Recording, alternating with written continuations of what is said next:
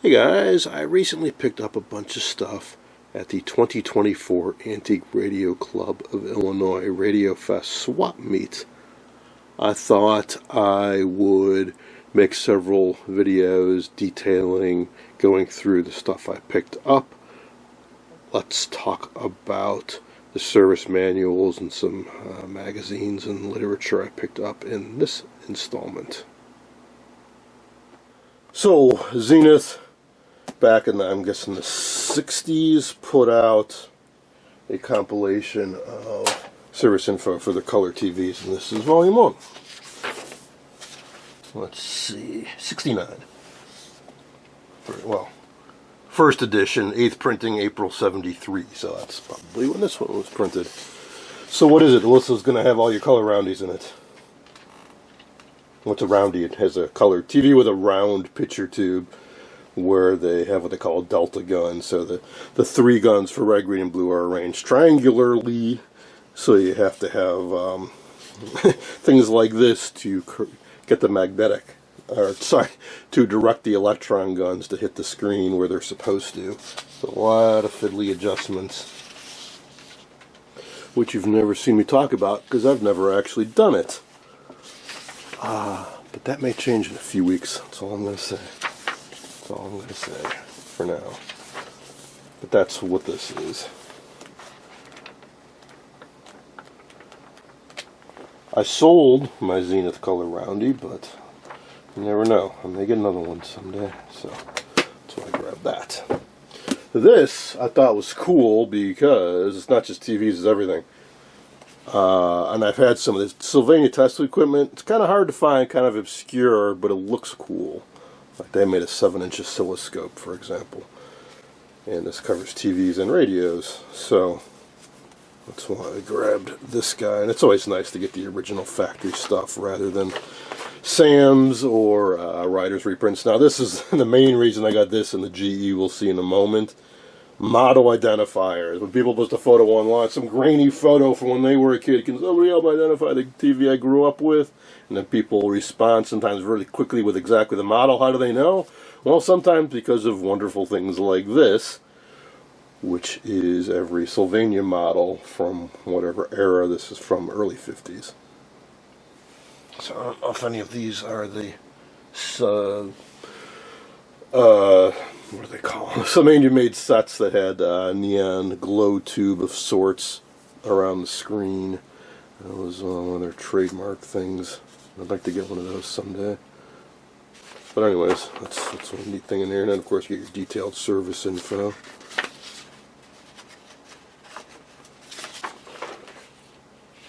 Halo light. I knew it would come to me. Sylvania Halo light TVs. There's a halo of light around the picture too. It's supposed to reduce eye strain. Kind of a gimmicky thing, but very cool looking. Some record changers, hi-fi phonograph, radio. It was definitely the tube era. TVs. So where's the test equipment? Kind of thought that would be in here, but it appears not. It's a little misleading seeing it on the cover. I'm going to take another look at that. So maybe they're saying this is, well, it does say radio and television service info, so I guess they're from 54 to 55. I guess their idea is you'd be servicing Sylvania TVs with Sylvania test equipment. I thought they were going to actually cover the test equipment in here. That must be in a separate Sylvania publication. That's okay. Alright, let's just jump right to the GE. This threw me off because I do have the GE Wallace Telade, which is in the same form factor, but this is a little different. This is more detailed, and again, I got it because BAM! There are the General Electric TVs made from, well, the dawn. 47, I think, was their first TV, to 50 or so. Basically every round tube black and white TV they made. And you may have seen a locomotive on my channel, and I'm currently wrapping one up. I believe it's this guy with the double D mast. That's the older style. There's an intermediate style, and I also have an 802 when they did make a projection set. And then, as you can imagine, you get in here. Oh, well, here's this from third edition. So obviously, they cover a whole bunch of. Actually didn't get this far into it. I just saw that first picture and I said sold and I grabbed it.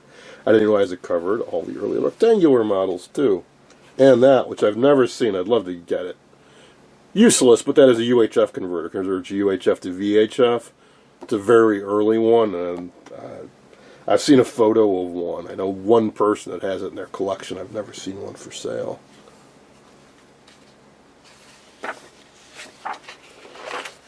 And then we get into these. So I think if you get the riders, it's a reprint of this stuff.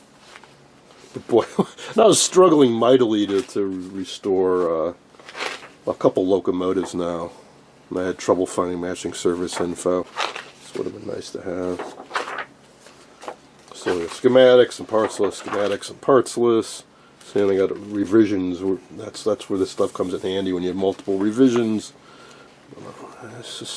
I'm wondering, do they have anything more like alignment info in here? It appears not. Huh.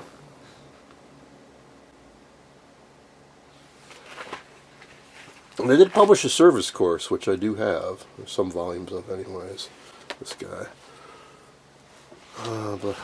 Well, at least, I mean, hey, it's definitely very nice to have a very detailed, clear, easy to read schematic and parts list, even if we don't get alignment info, that's okay.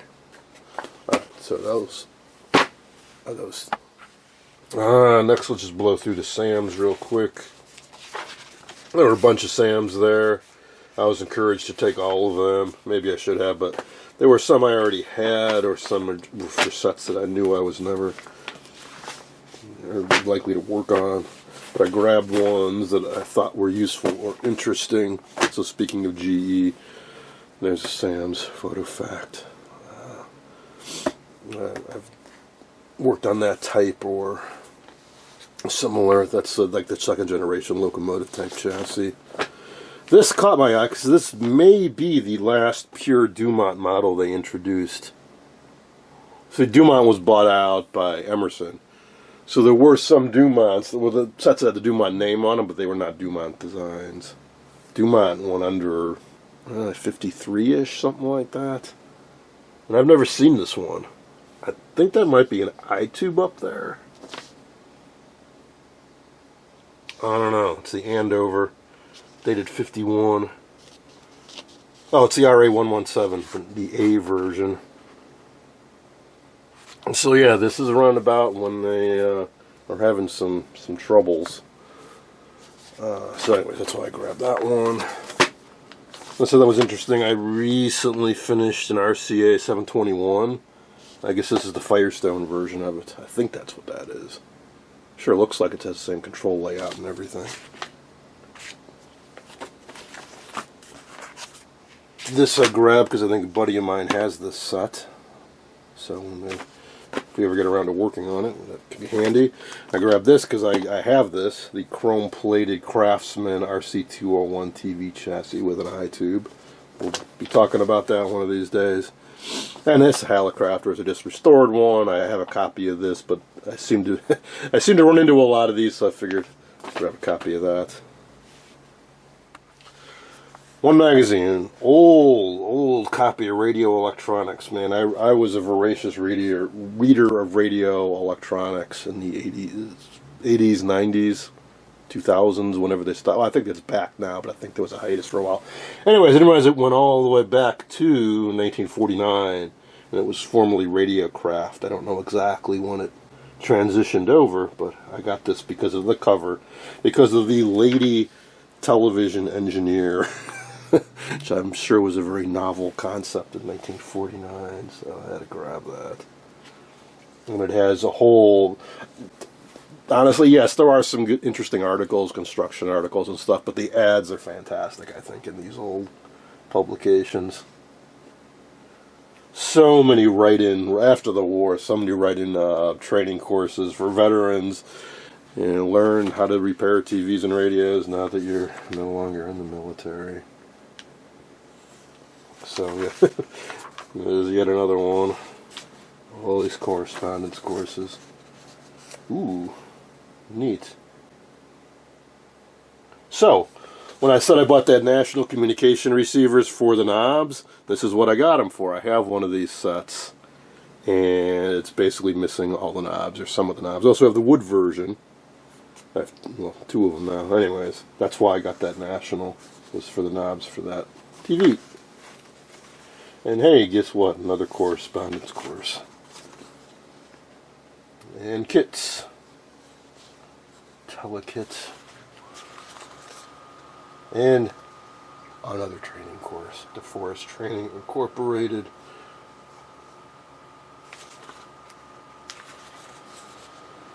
Of course, we're going to have Heath kits and this classic Simpsons. Model 303, a worthy companion of the classic 260, which I think they might still make to this day. And more Heath. This magazine, certainly later on when I was into it, was for the home hobbyist tinkerer. I imagine back then it was too, which is why you're going to see sort of what you call like less expensive test equipment for the home enthusiast versus a serious scientific laboratory type, where you'd have like Hewlett Packard Tektronix kind of stuff, which was rather expensive.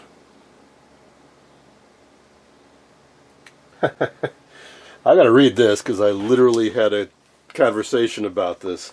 I recently scored a Crosley 307 TA, and I mentioned how the sound wasn't so great, and I said, well, they used a discriminator rather than a ratio detector. Like almost every set that I've ever worked on had a ratio detector, but that RCA has a discriminator. And I was wondering if that's because of some issue with Armstrong and their patent wars and whatnot. And I got a comment about, like, so we started getting into it about the pros and cons of the two approaches. So I'm going to read this and educate myself on the trade-offs between the two. Oh man. I didn't realize a lady television engineer was a whole article. Okay. That'll be an amusing read, I'm sure.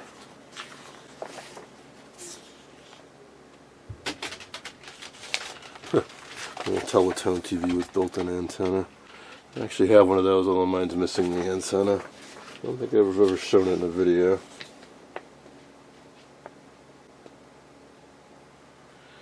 Custom TV installation. Speaking of Dumont, there is a Dumont custom installation. Not the most attractive looking thing, but the idea was you'd buy a bare chassis and then put it in a bookcase or something like that.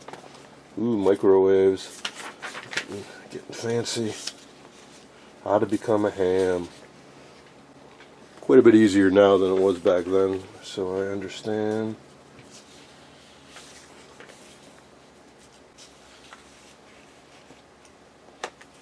Well, that's pretty advanced stuff. Another lady television engineer showing you how to set up a TV camera.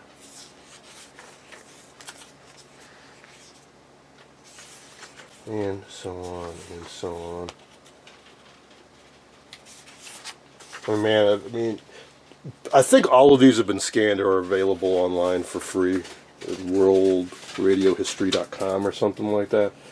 I highly recommend just go back to issue 1 and start reading through them if you want to learn about this stuff.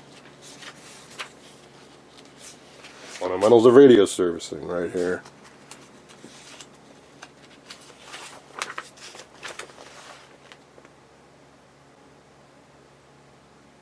I find that hard to believe, but maybe it's true that in 1949, more than 75% of leading TV set makers were using Sylvania picture tubes.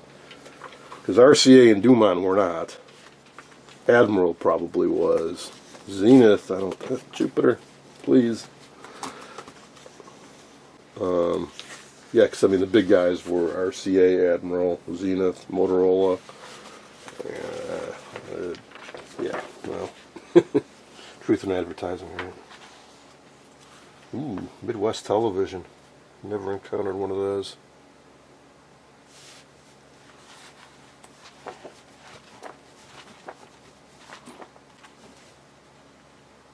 This is why I grabbed these. Fun to look through. Alright. And this is the last. These are supplements, mostly from Sylvania. Some of the larger companies, manufacturing companies, tax equipment companies, would put out things like Sylvania News, Hewlett Packard newsletter, whatever, which are chock full of interesting little bits of history and technology, I guess you could say. Like they're talking here about a new type of color picture tube to replace the 21CYP22. So this is all full of technical info about what they tweaked and how it's better and why you should switch to using it. Geared towards manufacturers, I imagine. Some of these get quite a bit heavier than like the magazine I was just looking at.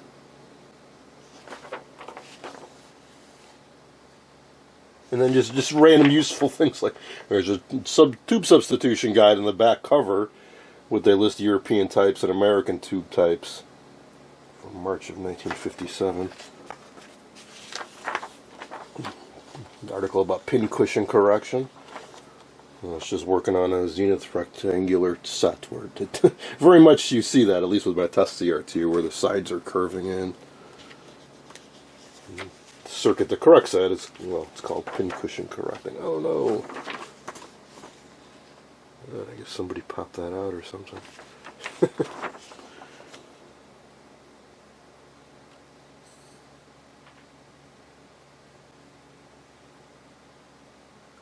Rather ingenious how they correct it too. They had some kind of sine wave circuit to do like the opposite curve and induce a little bit of corrective current into the yolks to counteract that effect, or something to that effect. I've never read into it too deeply. Man, I gotta get one of those. Although the ones I have seen for sale are kind of, they didn't hold up too well over time. It's I think it's made out of natural rubber, which is why they disintegrate. But it lets you push it down over a tube and then pull the tube out. So you don't burn your fingers if the tube's hot. When you don't want to wait for the tube to cool down, you have better things to do. This is why I wanted this one, because they actually show some of the picture tube manufacturing steps.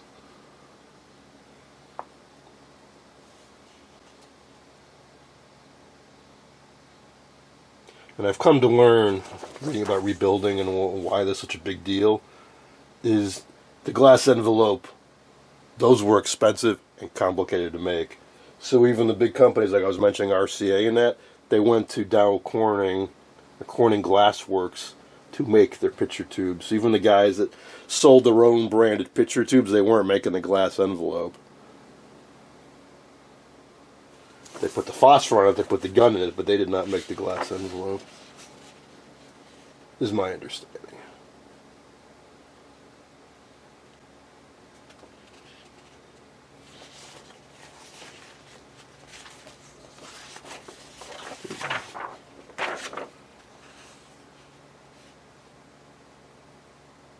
Well, that's getting seriously detailed.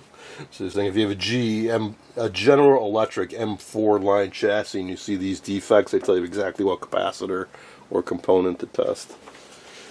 Well, the problem with all these random tidbits of info is, what do I do with them? I'll read them now, I'll look through them, but at 5 years from now, when I run into that problem, for me to remember it or to pull it out of a filing cabinet, that's the challenge.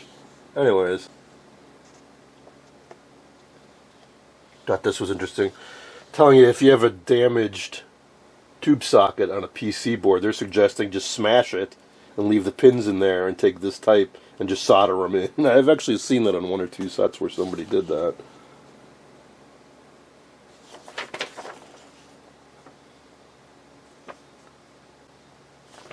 Not a whole lot in that shit, that's for sure. Another cool photo.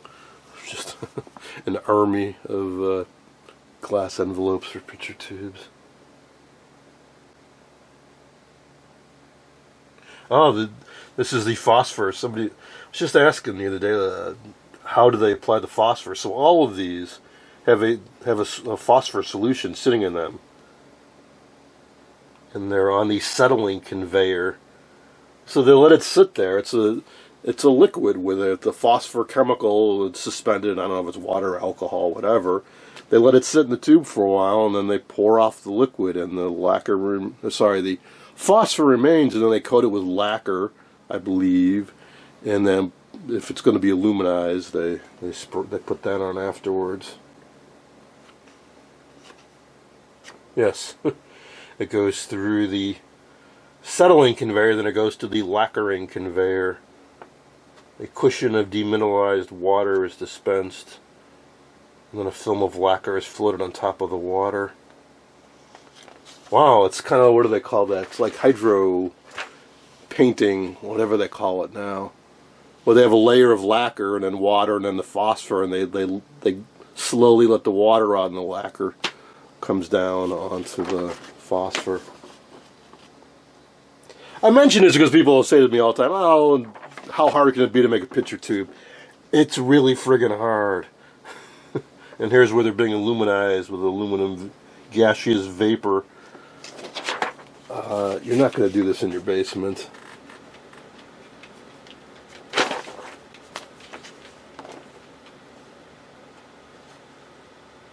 And Aerovax, yes, the capacitor people. And they made other things too, but they had a technical publication too, talking about tunnel diodes of all things. Silicon rectifiers, transistorized relay circuits. And here's the final thing. Measurement of color TV high voltage. Quite a bit higher than black and white sets, so you needed to upgrade your high voltage probe. And that is, no, that is not that. A little bit more, I think. I grabbed this. Now and then I come across these. It's sort of in between a user's guide and a service manual. It's installation and service notes for like when you install it in a home. How best to set it up and get the picture adjusted right, and the channel slugs and the linearity and stuff like that. Those final steps. Oh, huh. Checking the accuracy of a volto-milliamp meter. And in these days, you just get yourself a meter calibrator. It puts out accurate values you can measure against. Anyways, just rambling at this point.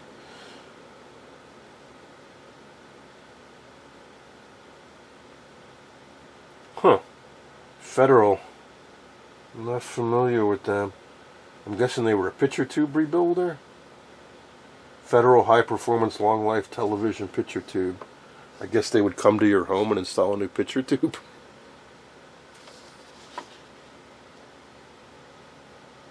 Or the serviceman did for them anyways.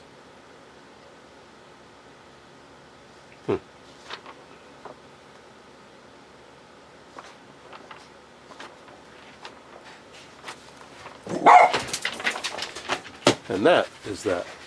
Hope you guys enjoyed this look at the 2024 Antique Radio Club of Illinois Radiofest.